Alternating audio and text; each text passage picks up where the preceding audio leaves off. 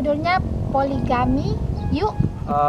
Ini berbicara tentang poligami ya, beristri lebih dari satu. Dari kita itu untuk berbuat segala sesuatu bukan untuk kepuasan sendiri.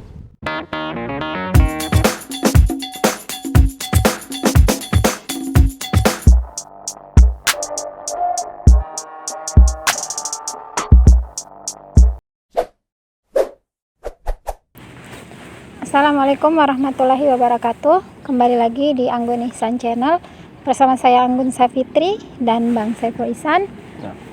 Kita kembali ke konten bincang buku. Dan sore ini buku yang akan kami bincang adalah buku ya, barangkali agak sensitif ya, tema yang agak sensitif mungkin.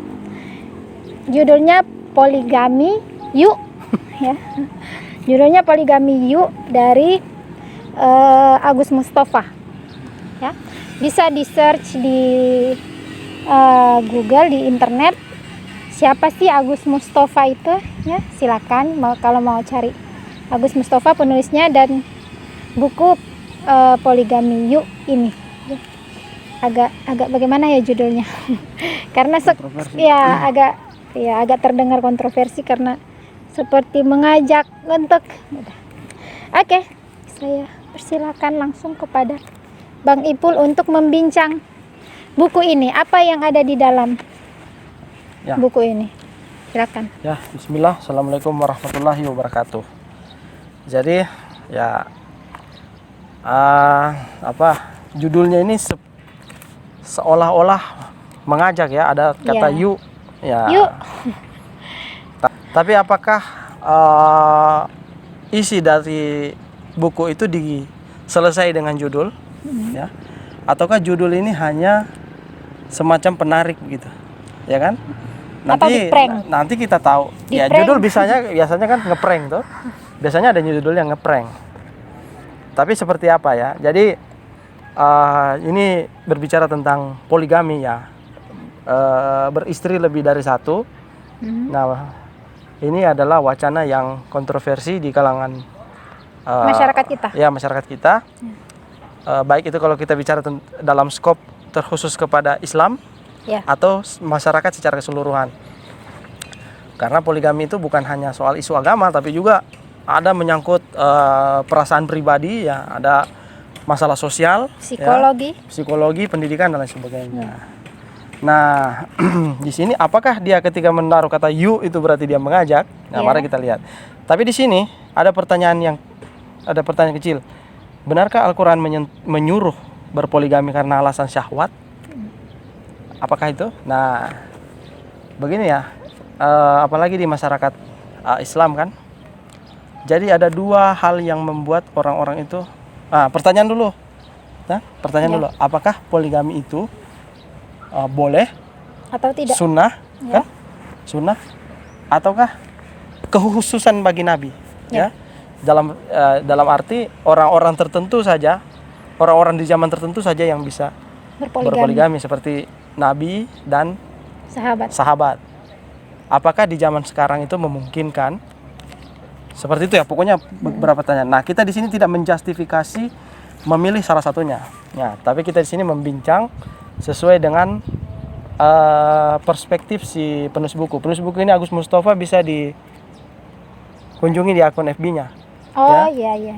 Ya, ada akun FB-nya, dia rajin mengirim tulisan di forum esoterika. Iya. Nah, jadi buku ini apakah poligami itu boleh atau tidak? Nah, gini. Jadi buku ini ya, dia itu sebelum sampai kepada kesimpulan poligami itu dibolehkan atau tidak, ya. Ya, karena kan sebagian kalangan menganggap sunnah dengan melihat contohnya pada Nabi, dan juga ada ayat yang surah An-Nisa ayat ketiga itu ya, yang perintahnya ya masna wa thulatsa wa ruba' itu ya, nikahilah ya 2, 3, 4. Apakah itu bisa menjadi dasar dijustifikasi bahwa poligami itu pada dasarnya adalah perintah? Bahkan ada yang mengatakan perintah karena didahului oleh kata-kata fankihu kan, maka nikahilah itu. Jadi kayak nikahilah. Jadi kayak yuk ya, jadi kayak semacam berbunyi perintah. Jadi fi'il amar kan, kalau dalam bahasa Arab ada namanya fi'il amar, kata perintah. Nah, sebelum ini kan kalau kita memandangnya hitam putih ya, kita akan berkesimpulan sama. Ya. Ya, tapi Agus Mustafa ini punya kesimpulan lain karena dia berangkat dari tujuan awal apa itu pernikahan. Ya. Nah, dia pertama dia mulai dari argumen manusia diciptakan berpasang-pasangan. Makhluk itu tercipta berpasang-pasangan. Itu ada buku itu diawali dengan narasi yang ini. Buku jadi ini. Ya. Jadi ada siang, ada malam. Itu berpasangan. Ada langit, ada bumi. Ya kan? Ada gaib, ada nyata. Ada laki-laki, ada perempuan. Nah, seperti itu. Ada ada terang dan ada gelap. Kalau seandainya bumi itu siang saja, nanti buminya tandus, terbakar, tidak ada kehidupan. Tapi kalau dia malam saja, ya, nanti kehidupan itu akan membeku, dunia akan membeku dan lain sebagainya. Maka berpasangan itu sebagai bagian dari harmoni alam penciptaan alam semesta. Dan di itu sampai di penjelasan bahwa pernikahan atau hidup berpasangan itu berarti turut menyempurnakan ciptaan Tuhan. Nah, seperti itu. Nah, tetapi kan pada dasarnya manusia itu, kalau ini khusus spesifik bicara manusia yang berpasang-pasangan tadi. Jadi dari berpasangan berangkat kepada ketertarikan untuk saling melengkapi. Jadi ketertarikan di dalam Al-Quran itu ada dijelaskan bahwa dijadikan indah pada pandangan manusia akan hal-hal yang indah kan. Jadi dari keindahan itulah muncul ketertarikan untuk hidup berpasangan. Muncul hasrat dan lain sebagainya. Itu dijadikan keindahan. Nah, tetapi karena begitulah ya, sebagai nikmat Allah. Ya, begitulah. Karena nikmat ini ada banyak ya. Nah, orang-orang juga ketika dia mendapatkan kenikmatan yang satu, dia akan beranjak menginginkan kenikmatan yang lain. Maka di sini dia membagi nanti ada namanya 3 macam kenikmatan. Yang pertama kenikmatan individual, ya, apa yang kita inginkan dan begitu kita dapatkan kita nikmati, itu menjadi kenikmatan individual. Ya, kita lapar, kan? Ya, kita menginginkan kenikmatan merasakan makanan sampai kenyang, kan? Nah, itu. Kita apa lagi? Refreshing ya. Ada kenikmatan memandang alam dan lain sebagainya. Itu kenikmatan. Mendapatkan uang, kan? Nah, habis itu setelah kenikmatan individual ada namanya kenikmatan sosial. Jadi kita ada memang naluri di dalam diri kita itu untuk berbuat segala sesuatu bukan untuk kepuasan sendiri. Ya. Sebenarnya kepuasan pribadi, tapi itu dilandasi dengan didahului oleh membantu orang lain. Jadi namanya kenikmatan sosial. Jadi kan kita ada kepuasan tersendiri ketika ada orang yang tidak mampu, kita bantu, ya. Dan itu kenikmatan yang tidak ada batasnya. Semakin kita bisa membantu orang, semakin puas hati kita, ya. Semakin semakin mampu kita membantu, semakin intens ya, semakin bahagia, semakin nikmat dirasa. Kenapa kita tidak bisa terus-menerus membantu orang lain, ya? Karena adanya keterbatasan juga itu dalam harta yang kita punya. Nah, dari situ ya. Itu awal dasarnya. Itu awal dasar dari itu ya. Kemudian kenikmatan spiritual ya. Orang kan tidak hanya makan, ya, kebutuhan badan saja yang membuat dia puas, tapi juga beribadah. Jadi beribadah, kehadiran agama itu menghadirkan rasa kepuasan tersendiri, kebahagiaan tersendiri bagi manusia, ya. Ketika dia merasa beribadah, ketika dia merasa seluruh aktivitasnya itu adalah persembahan kepada Tuhan, maka dia berbahagia dengan itu, ya. Itu yang disebut dengan kemarin yang kita baca sebagai psikologi agama itu, ya. Nah, itu. Nah, kemudian yang berkembang ya di dalam sejarah manusia itu adalah sejarah kepuasan individual. Nah, itu kemudian dikaitkan dengan ada yang disebut dengan nanti keserakahan, nafsu keserakahan. Ya, serakah itu apa? Ketika kenikmatan individual ini, ya, ketika kenikmatan individual ini tidak mampu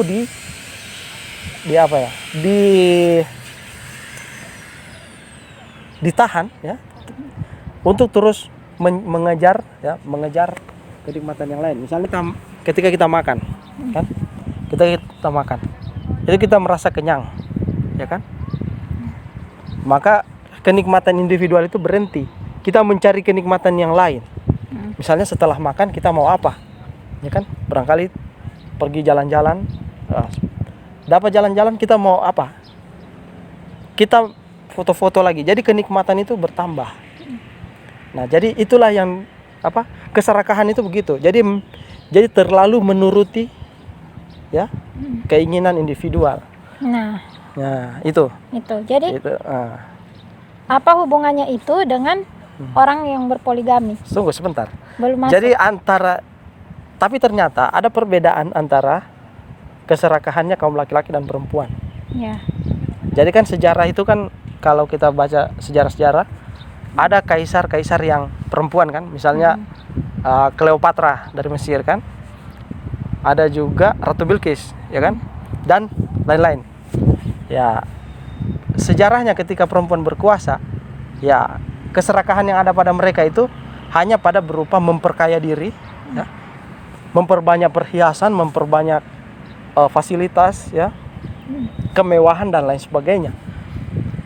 Nah, tapi sepanjang sejarah ketika laki-laki yang berkuasa, maka tidak pernah lepas, ya, selain yang tadi itu kekayaan, fasilitas dan lain sebagainya, tapi juga memperbanyak istri, selir dan lain sebagainya. Itu yang dinarasikan Agus Mustafa sebagai keserakahan dalam sejarah, ya kan, sejarah. Nah, apakah poligami itu adalah keserakahan? Tunggu dulu.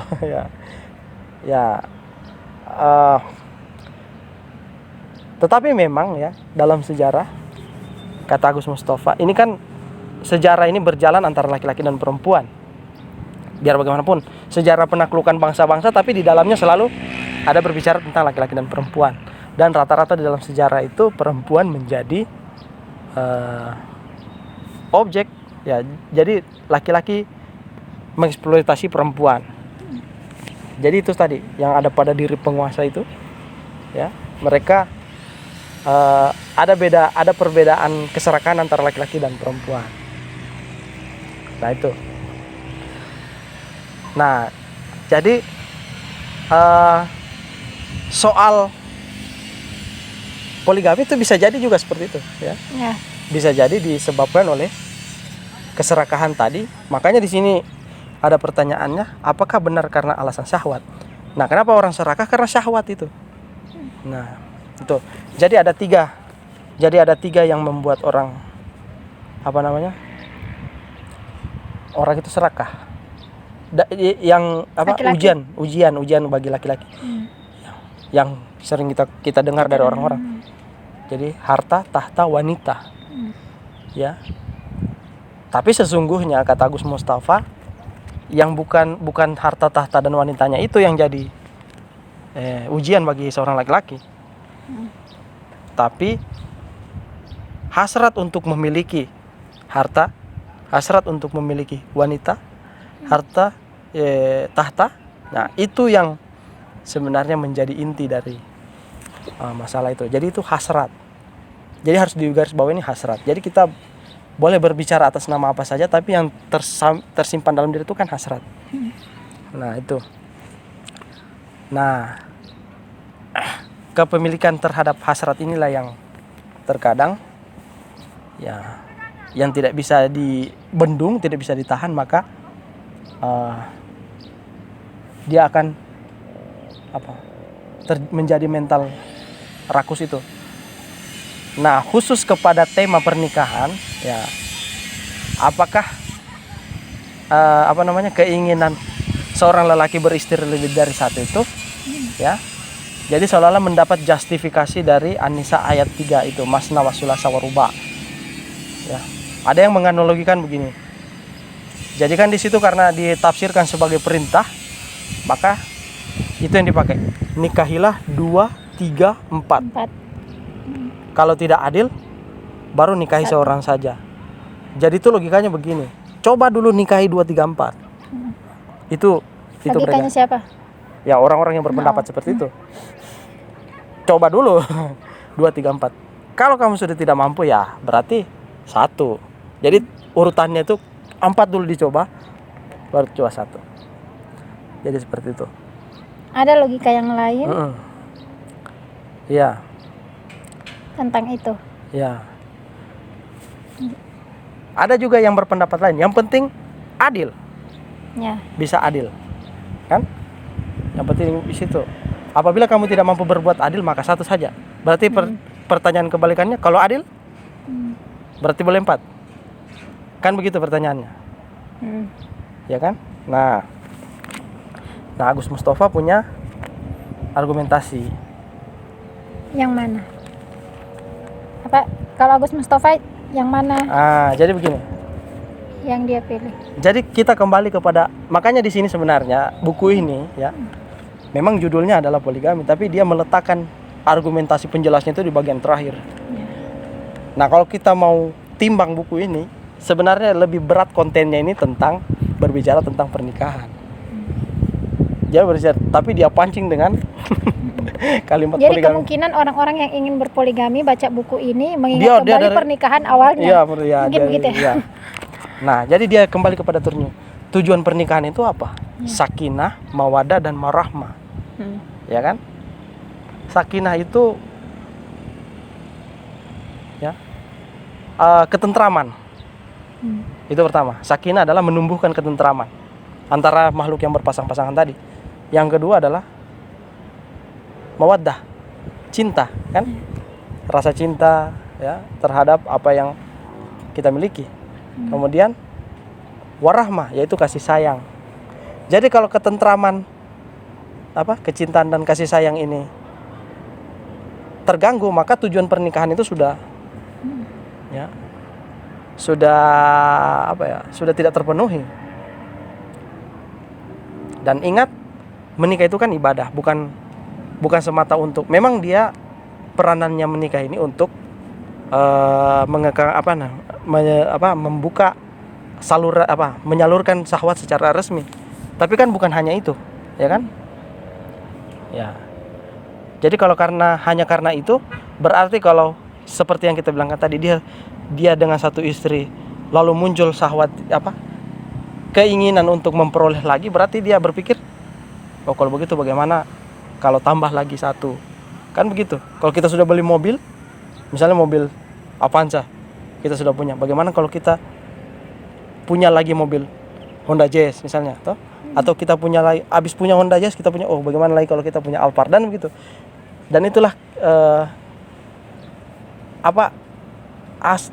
hasrat kerakusannya manusia. Jadi bisa saja dia didorong oleh dalil-dalil, dia bisa saja menggunakan argumentasi dalil, tapi yang bersembunyi di balik dia adalah motif apa yang dia sehingga melakukan itu. Itu penjelasannya. Oke. Kalau misalnya tadi itu kan berpoligami karena alasan syahwat, gitu. Nah, itu kalau Agus Mustafa menjelaskan itu bagaimana? Apakah iya atau tidak? Ya. Berpoligami itu karena alasan syahwat, apakah dibenarkan atau bagaimana? Kalau masalah dibenarkan, argumentasi Agus Mustafa begini. Di dalam Al-Quran tidak ada menikah itu karena syahwat. Memang benar, pernikahan itu menjadikan penyaluran syahwat menjadi sah gitu, dibenarkan dalam agama. Karena kan syahwat ini sesuatu yang fitrah, kan, ada setiap manusia. Nah, tetapi motif untuk menikah karena syahwat itu tidak ada di dalam ini, ya. Berpoligami karena syahwat tidak ada. Jadi Al-Quran menggunakan kata syahwat itu dalam kasus umat Nabi Lut, ya, ketika mereka menyukai sesama jenis, ya kamu lebih memilih mendatangi lelaki-laki, ya, karena syahwat dibandingkan dengan mendatangi perempuan. Nah itu ayat yang dipakai. Tapi dalam kasus masna wa sulasa wa ruba' itu tidak ada disebutkan karena, tidak ada disandingkan ayat menyebutkan karena syahwat, karena hasrat atau apa, keinginan. Ya paling kalau dibilang ya kalau apa, nikahilah 2, 3, 4 toh. Tapi itu di belakangnya adalah keadilan, kan? Yang kata kuncinya adalah keadilan, bukan karena kemauan. Jadi seperti itu. Nah, tapi ya di sini makanya ini buku ini kalau hanya dibaca bagian per bagian kita tidak akan nyambung, ya. Kalau kita tidak misalnya begini, ini kan pada intinya itu semua ada di terakhir yang di belakang. Tapi kalau kita tidak baca dari depan, penjelasan terakhir jadi kabur. Dan pada akhirnya apa yang dijadikan dalil untuk berpoligami itu ternyata, ya, ternyata ayat itu tidak berdiri sendiri tentang menikahi lebih dari satu wanita. Tapi di situ dia berbicara tentang menikahi anak-anak yatim dan fakir miskin. Menyelamatkan. Jadi ayat itu sebenarnya diawali dengan An-Nisa ayat 1, 2, 3 itu. Apakah menyelamatkan itu, menyelamatkan perempuan-perempuan itu, misalnya yang yatim piatu atau yang sudah janda atau yang sudah tidak ada yang mengurusinya. Apakah untuk zaman sekarang ini, apakah alasan-alasan itu masih mungkin begitu untuk orang laki-laki berpoligami misalnya? Ya, wallahualam. Tapi kan susah, ya. Susah untuk kita menyatakan bahwa itu. Karena kalau poligami kan sekarang orang banyak berpoligami kan. Ya. Syaratnya hanya yang penting disetujui sama istri pertamanya kalau harus berbagi begitu. Misalnya kalau jaminan pahala yang besar atau misalnya surga atau apa itu. Apakah di buku Agus Mustafa itu ada penjelasan? Kalau dia di sini tidak percaya. Artinya tidak percaya kalau misalnya motif itu murni karena menolong. Ya. Rata-rata kalau sekarang itu ya motif berpoligami adalah keinginan memiliki. Berarti kan syahwat. Nah, sementara contoh, jadi kan begini, biasa orang alasan kedua kenapa orang berpendapat bahwa poligami adalah perintah, ya, atau sunnah, ya karena contoh dari Nabi. Ya, contoh dari Nabi mempunyai istri. Nah, tapi ingat, Nabi itu betul-betul dia menikah karena cinta hanya pada Khadijah. Ya, itu karena murni karena mungkin dorongan biologis, ya, biologis sebagai manusia. Nah, tetapi kalau kita baca riwayat-riwayat tentang istri-istrinya yang ada sampai 13, ya. Iya. Selain Khadijah kan semua ada 14. Kalau kita baca Husain Haikal ada 14. Tapi kalau di sini sayangnya hanya 12. Dia tidak mencantumkan salah satunya adalah Maria Al-Qibti, ya. Ya. Maria Al-Qibti dia tidak cantumkan, sayangnya. Nah, di antara semua itu tidak ada motif syahwat. Yang ada adalah menolong atau mengikat kekerabatan. Ya. Nah, kita pada kasus Aisyah dan Hafsah radhiyallahu anhuma kan. Jadi mereka itu dinikahi oleh Nabi untuk Nabi membangun kedekatan dengan Abu Bakar, Sayyidina Abu Bakar dan Sayyidina Umar. Ya. Adapun ya yang lain, ya istri-istri yang lain, yaitu ada yang suaminya meninggal karena di medan perang dan dia tidak mendapat perlindungan, tidak mendapatkan nafkah, tidak, istilahnya dia terlantar lah. Maka Nabi menyelamatkan dan menikahkan. Dengan menikahi. Ada juga Nabi menikahkan seorang budak untuk memperlihatkan kepada orang-orang bahwa budak itu, ya, dinaikkan derajatnya oleh Nabi dengan dinikahi. Bayangkan dari level seorang budak sampai. Coba bayangkan. Ya, Nabi tidak menikah setelah Khadijah karena betul-betul keinginan ya Dan dorongan. alasan-alasan itu masih digunakan oleh laki-laki Masih yang digunakan. berpoligami Ya, masih digunakan. pada zaman-zaman sekarang ini. Karena kan begini, kalau orang kan ditanya apa, kenapa poligami?